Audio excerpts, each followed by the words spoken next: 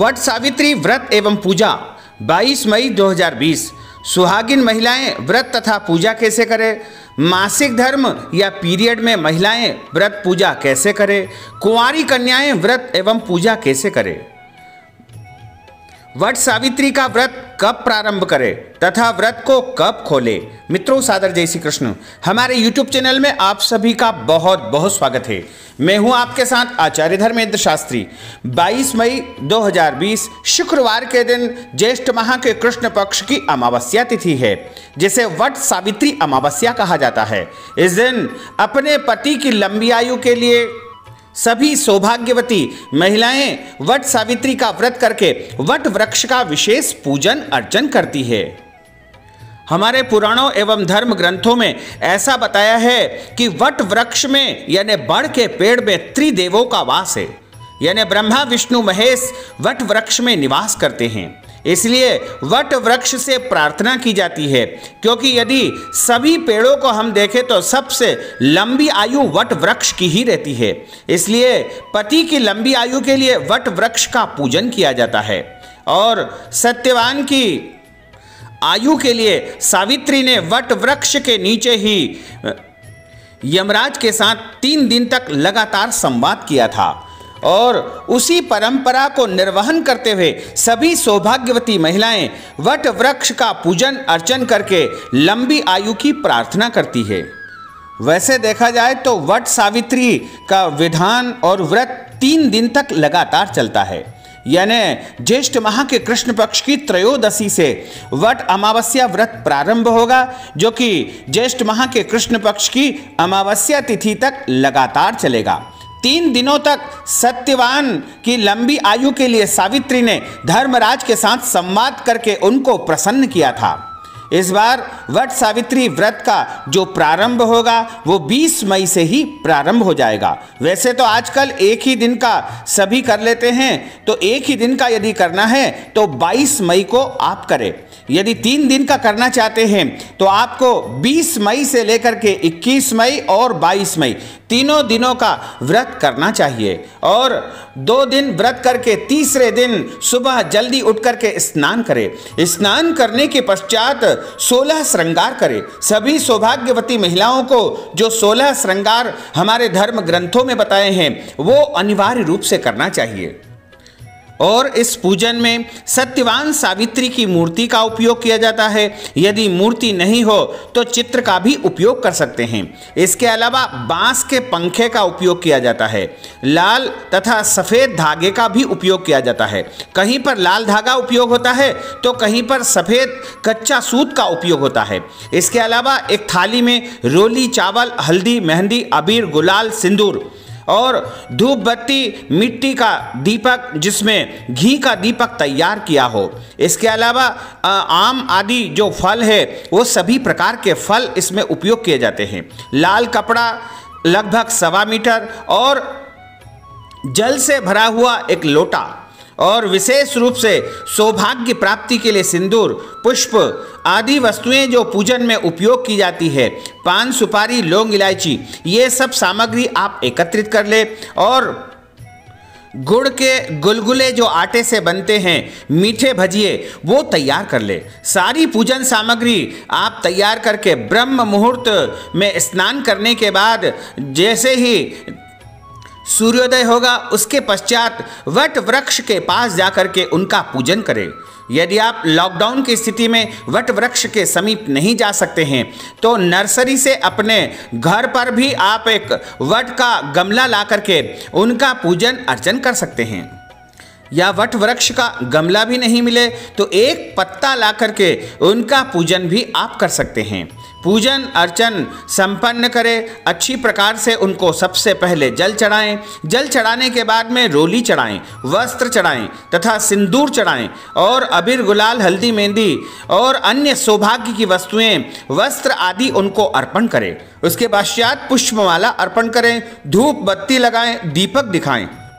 और जो आप भोग की सामग्री लाए हैं जैसे फल है और जो भी गुड़ के गुलगुले हैं उन सब का भोग लगाएं और भोग लगाने के बाद परिक्रमा करें। वट वृक्ष को एक सूत का धागा लपेटते हुए और परिक्रमा की जाती है। तथा अलग अलग स्थानों पर अलग अलग परंपरा इस व्रत के विषय में बताई गई है। इस पूजन में स्त्रियां 24 बरगद के फल, आटे या गुड़ की जो पूरियां बनी रहती है उनको अपने आंचल में रख करके और इस वट वृक्ष की परिक्रमा करती है तथा कच्चे सूत को लपेट करके इस वृक्ष की परिक्रमा की जाती है। वैसे तो 108 परिक्रमा भी कर सकते हैं या 51 परिक्रमा भी कर सकते हैं या 12 परिक्रमा या 7 परिक्रमा भी आप कर सकते हैं। जितनी आपकी श्रद्धा हो उतनी आप परिक्रमा करें, लेकिन कम से कम 7 परिक्रमा तो पूर्ण कर ले। और परिक्रमा पूरी होने के बाद सत्यवान और सावित्री की कथा सुनना चाहिए। फिर 12 तार धागा वाली एक माला को वृक्ष पर चढ़ाते हैं और एक को अपने गले में डालते हैं। 6 बार माला को वृक्ष से बदलते हैं, बाद में एक माला चढ़ी रहने देते हैं और एक को स्वयं पूजा करने वाली स्त्री अपने गले में पहन लेती है। जब पूजा समाप्त हो जाती है तब स्त्रियां 11 चने व वृक्ष की बोड़ी यानी वृक्ष की टाल, लाल रंग की जो बड़ की जो फल होती है उसको तोड़ करके जल के साथ निगलती है। इस तरह इस व्रत का समापन होता है। वैसे तो यह व्रत मुख्य रूप से सौभाग्यवती महिलाओं के लिए ही बताया है, लेकिन यदि कुंवारी कन्या भी इस व्रत को करके वट वृक्ष का पूजन करती है तो उसे लंबी आयु वाला पति प्राप्त होता है। यानी जो भी उसका होने वाला भविष्य में पति होगा उसको लंबी आयु प्राप्त होगी। तो कुंवारी कन्याएं भी सभी प्रकार का श्रृंगार करें, यानी 16 में से केवल मंगलसूत्र और बिछिया पायल जो विवाहित महिलाएं धारण करती है उनको छोड़ करके अन्य सभी श्रृंगार कुंवारी कन्याएं करके और इस व्रत का पालन करें।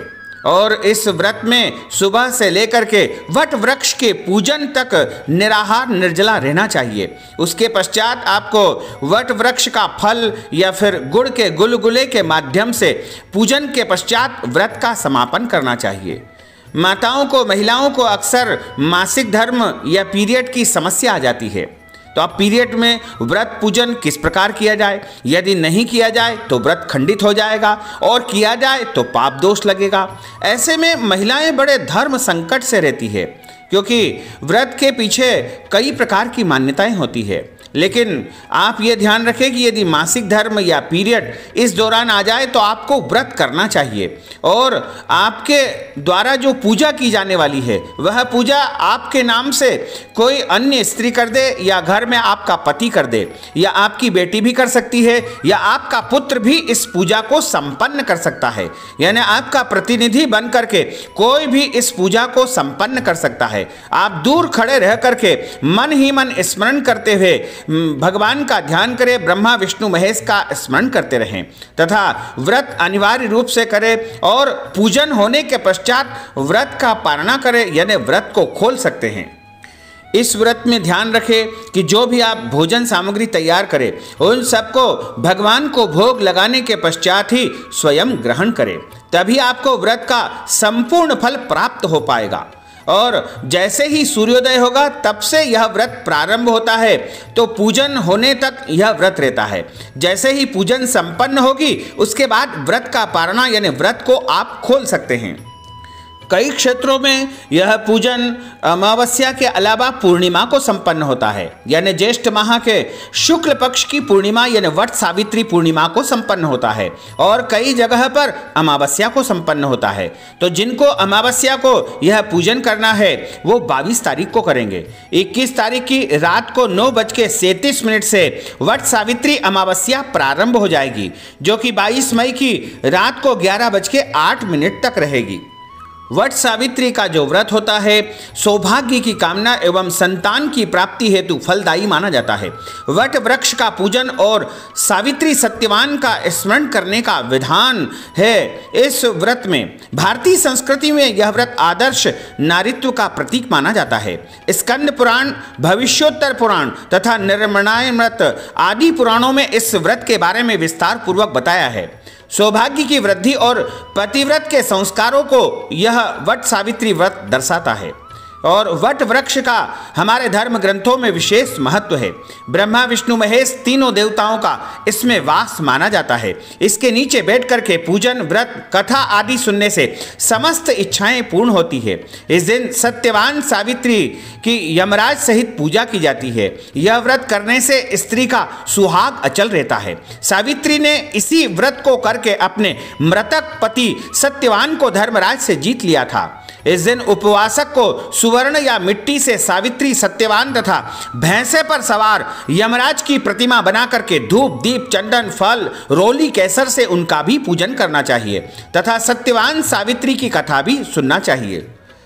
व्रत करने वाले को चाहिए कि वो चतुर्दशी के दिन से ही तामसी भोजन का परित्याग करे, यानी भोजन में लहसुन प्याज का बिल्कुल भी उपयोग नहीं करे। इसके अलावा घर में जो है मांस मदिरा का भी उपयोग नहीं होना चाहिए और शुद्ध सात्विक भोजन का उपयोग करना चाहिए। साथ ही अपने घर के बड़े बुजुर्गों का अपमान भी इस व्रत में नहीं करना चाहिए। झूठ नहीं बोलना चाहिए। पति पत्नी को ब्रह्मचर्य व्रत का पालन करना चाहिए। क्रोध नहीं करना चाहिए। लड़ाई झगड़ा बिल्कुल नहीं करना चाहिए। किसी से विवाद नहीं करना चाहिए। साथ ही सौभाग्यवती माताओं को काले वस्त्र या काले रंग की साड़ी का उपयोग बिल्कुल नहीं करना चाहिए। इसके अलावा सफेद रंग का भी उपयोग सौभाग्यवती माताओं को इस व्रत के दिन नहीं करना चाहिए। केवल लाल, पीली या अन्य रंगीली साड़ियों का उपयोग ही इस व्रत के दिन सौभाग्यवती माताओं को करना चाहिए। वट सावित्री व्रत की जो कथा है वह इस प्रकार बताई गई है। वट वृक्ष का पूजन और सावित्री सत्यवान की कथा का स्मरण करने का विधान है। यह व्रत वट सावित्री के नाम से प्रसिद्ध हुआ है। सावित्री भारतीय संस्कृति में ऐतिहासिक चरित्र माना जाता है। सावित्री का अर्थ वेद माता, गायत्री और सरस्वती से भी होता है। सावित्री का जन्म भी विशिष्ट परिस्थितियों में हुआ था। कहते हैं कि भद्र देश के राजा अश्वपति के यहाँ कोई संतान नहीं थी। उन्होंने संतान प्राप्ति के लिए मंत्रोच्चारण के साथ में प्रतिदिन 1 लाख आहुति देकर के यज्ञ प्रारंभ कर दिया। 18 साल तक यह क्रम जारी रहा। इसके बाद सावित्री देवी यानी गायत्री माता ने प्रकट होकर के राजा को वरदान दिया कि हे राजन, तुझे एक तेजस्वी कन्या उत्पन्न होगी। सावित्री देवी की कृपा से जन्म लेने की वजह से उस कन्या का नाम सावित्री रखा गया। कन्या बड़ी होकर के बेहद रूपवान थी, गुणवान थी, सुंदर थी, सुशील थी। योग्य वर न मिलने की वजह से सावित्री के पिता बहुत दुखी रहते थे। उन्होंने कन्या को स्वयं वर तलाशने हेतु भेजा। सावित्री तपोवन में भटकने लगी। वहां साल्व देश के राजा द्युमत्सेन रहते थे, क्योंकि उनका राज्य किसी ने छीन लिया था। उनके पुत्र सत्यवान को देख करके सावित्री ने पति के रूप में उसका वरण कर लिया। सत्यवान दिखने में बहुत सुंदर थे, सुशील थे, गुणवान थे, योग्य थे, लेकिन सत्यवान को अल्पायु योग था। वे वेदों के ज्ञाता भी थे। नारद मुनि ने सावित्री से मिलकर के सत्यवान से विवाह न करने की सलाह दी और सावित्री को नारद जी ने कहा कि जो तुम्हारा पति बनने वाला है, जिसका नाम सत्यवान है, जिससे तुम इच्छा कर रही हो विवाह करने की, वह अल्पायु है, यानी कम उम्र में ही उसकी मृत्यु हो जाएगी। नारद जी के मना करने पर भी सावित्री ने बिल्कुल नहीं मानी और सत्यवान के साथ में विवाह संपन्न कर लिया और विवाह हो गया। पति की मृत्यु की तिथि में कुछ ही दिन शेष थे जब सावित्री ने घनघोर तपस्या की। उसके बाद जैसे ही मृत्यु का समय निकट आया तो सत्यवान की अचानक मृत्यु हो जाती है और मृत्यु हो जाने पर सावित्री ने जो है घनघोर तपस्या की और तपस्या करके यमराज को प्रसन्न कर लिया। यमराज प्रकट हो गए और सावित्री की तपस्या के आगे झुक गए और उन्होंने ज्येष्ठ माह के कृष्ण पक्ष की अमावस्या तिथि के दिन वट वृक्ष के नीचे प्रकट होकर के सावित्री को अखंड सौभाग्य का वरदान दे दिया। जैसे ही वरदान दिया वैसे ही उनका जो मरा हुआ पति था वह जीवित हो गया। इस प्रकार सावित्री को अपने मरे हुए पति की प्राप्ति इस दिन हुई थी, इसीलिए इसे वट सावित्री के रूप में मनाया जाता है और इस व्रत को प्रत्येक महिलाओं को करना चाहिए। चाहे तो विधवा महिला भी इस व्रत को कर सकती है, क्योंकि अगले जन्म में उत्तम पति की प्राप्ति के लिए इस व्रत को करने में कोई दोष नहीं है। यानी सभी प्रकार की महिलाएं, सौभाग्यवती महिलाएं, कुंवारी कन्याएं, विधवा महिलाएं या अन्य कोई भी महिला यदि चाहे तो इस व्रत का पालन करके और इस व्रत को करेगी तो निश्चय ही उसे जीवन में सौभाग्य की प्राप्ति होगी और जन्मों जन्मों तक उसका अखंड सौभाग्य बना रहेगा। तो भक्तजनों, हमने जो ज्ञानवर्धक जानकारी आपको दी है उसको आप अधिक से अधिक लोगों को शेयर करिएगा, लाइक करिएगा, कमेंट करिएगा और यदि अभी तक आपने सब्सक्राइब नहीं किया है तो अभी और इसी समय सब्सक्राइब अवश्य कर लीजिए। आपको और आपके परिवार को सादर जय श्री कृष्ण, सादर धन्यवाद।